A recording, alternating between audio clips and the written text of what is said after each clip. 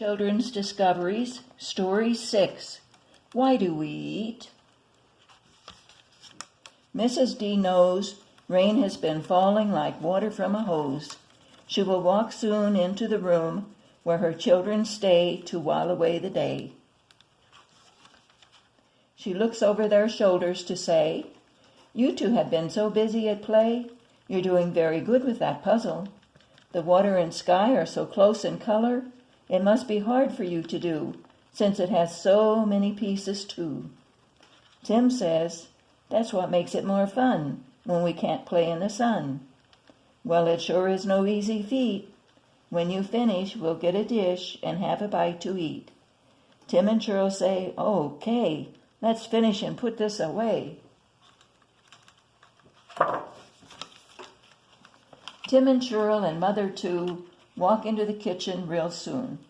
Cheryl asks, "Why do we eat, Mummy? Why do we get hungry in our tummy?" "I don't really know why, Cheryl. Be a good girl. I'll tell you a story. You need not hurry." Once Tim and Cheryl were seated, Mrs. D repeated, "I'll tell a story of long, long ago, when there were only two of each living thing to grow. None of these needed to eat, not veggies, fruit, honey, or wheat." Tim asked, "How could that be?" "Pure, perfect, all-accepting love filled the air, bottom, middle, and above. This is all that was needed to feed them." "I don't know if I'd like that," said Tim. "I like to eat when I get the whim." "Yes, Tim, but no one knew about eating at that time. They did not need to eat to stay real fine. They were filled with love. For them, eating would seem dumb."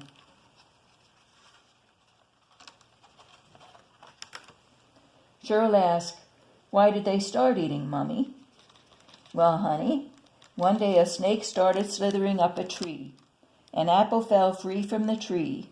The snake hissed and licked till the apple slid into its mouth. It couldn't shout hissed anymore as it fell from the tree to the earth's floor. It was so surprised. It was not wise.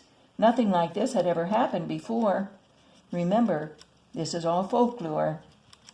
All other creatures, all kinds, felt the snake's find.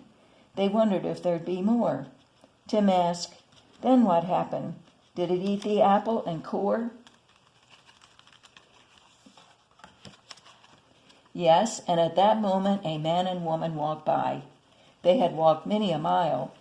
They saw the snake try to spit the apple out. They wanted to shout.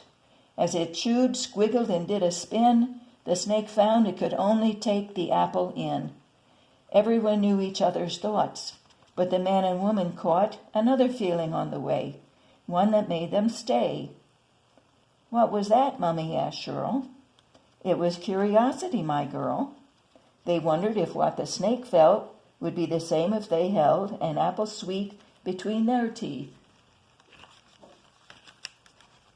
Tim asked his mum, "I wonder when. Did they eat an apple then?" The man and woman did reach for an apple red. They looked at each other, but no words were said. They bit into the apple and had to clap. What glee when they found it sweet. "Was it the same for them as it was for the snake?" asked Tim. It was as if the time was holy. They ate very slowly. Their mouths started to water. They did not falter. The bite was too big. They did chew, chew, and swig. Their stomachs seemed hollow as the water caused them to swallow. Tim said, "So that's how we first started to eat. That's neat. So the story goes, Tim. You want to know what happens then?" "Yes, Mummy," said Cheryl. "The rest may be the best." "Okay, it goes this way. The apple was dappled. It was very good. So like anyone would, when just discovering taste, they started to eat with haste. They thought, is this taste the same for us as it was for the snake? They were plussed." "What then, Mummy?" "The apple went to their tummies. Hunger made their tummies ache, so they ate and ate and ate. Curiosity led them to try different things, like nuts, pears, peas, and string beans. "Why do other things eat, Mummy?" asked Shirl. "Is hunger and curiosity in everything in the world?" Everything in the world was connected with love. In their minds, they felt the same fun. Tim said, "That's an awful lot to have on a mind. Does that mean everything knows hunger and wants food to find?"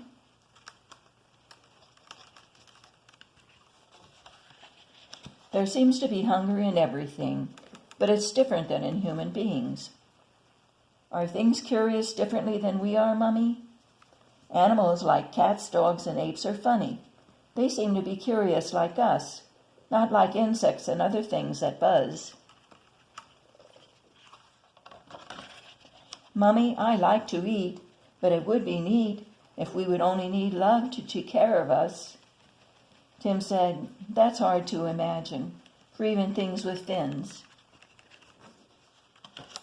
"Yes, it is, Tim, but we would win. When love prevails through rain, sun, or hail, we cannot fail.